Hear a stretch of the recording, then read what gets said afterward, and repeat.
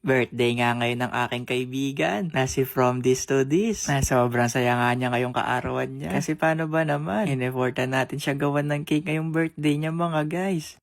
May gift ako sa'yo.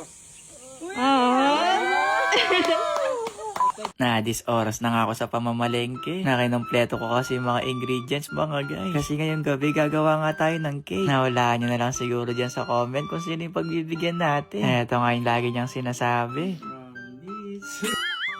Mamaya na siguro yung to this mga guys. Kasi di pa natin to nagagawa. Nakinumpleto ko nga yung mga favorite niyang chocolate dito. Kaya ito yung gagawin nating flavor sa cake niya. Na mabilis lang din naman gumawa ng cake mga guys. Kaya kung may gusto rin kayong pagbigyan, pwede nyo rin tong gawin. Kasi saglit lang din talaga. Naglagay lang ako ng graham, melted butter, tapos ayun tapos na. Ay hindi pa pala.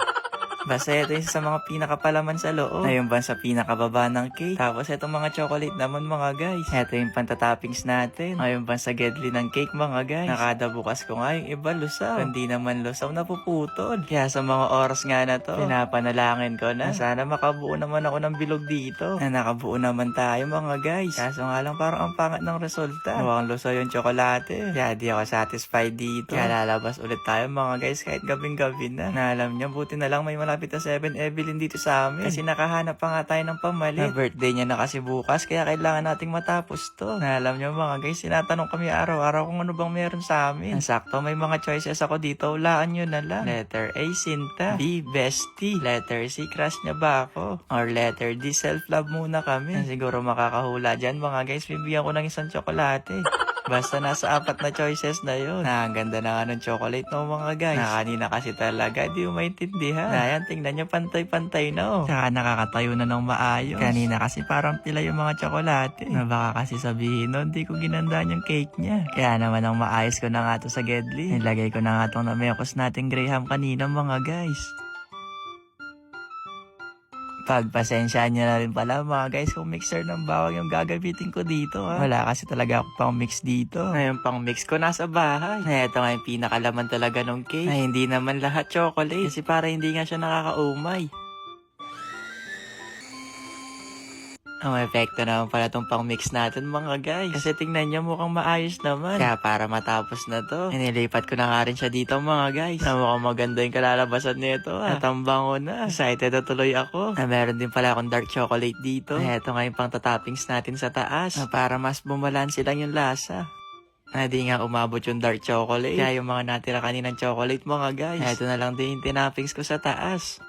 Na okay na to, kaya palalamigin na natin. Pero bago nga tayo matulog, nagpapalobo na rin ako ng lobo dito. Kasi kanina nung bumibili ako ng mga sangkap, nakita ko rin itong mga lobo. Kaya sabi ko, isasabay ko na. At eto nga, nakapalobo nga tayo ng 5. Na fast forward mga guys, ito pagising ko, kinuha ko kagad yung cake. Na kinakabahan nga ako dyan kasi baka mahulog. Pero makapit naman siya mga guys. Kaya nakakatayo naman tong cake.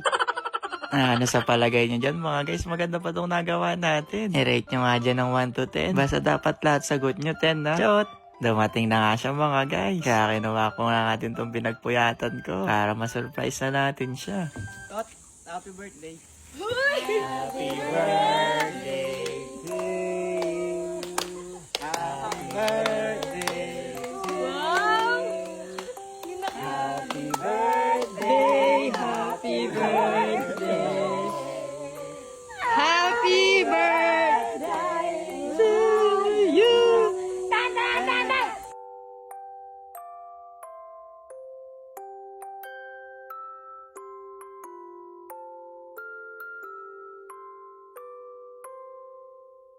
Happy birthday, me. Ay, Erika pala. Sana lahat ng winish mo matupad. Kasi deserve mo naman lahat ng blessings.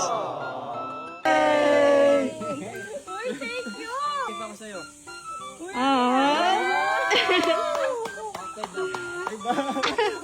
Open mo ha. Open mo. Open mo lang.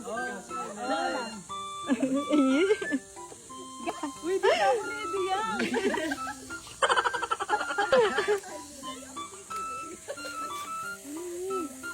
Uy! Tuwan-tuwa nga siya dyan mga guys. Kasi relo yung niregalo ko. Na ng isang araw kasi, tinatanong ko siya kung ba't sa cellphone siya tumitingin ng oras. Eh may suot naman ng relo. Ayan pala, di daw gumagana. Kaya buti na lang mga guys, nagustuhan niya naman yung relo. Kaya naman happy birthday ulit sa kaibigan ko. Sana masaya ka ngayong araw. Sige na mga guys, masyado na mahaba yung vlog ko. Basta ayun lang. Bye-bye!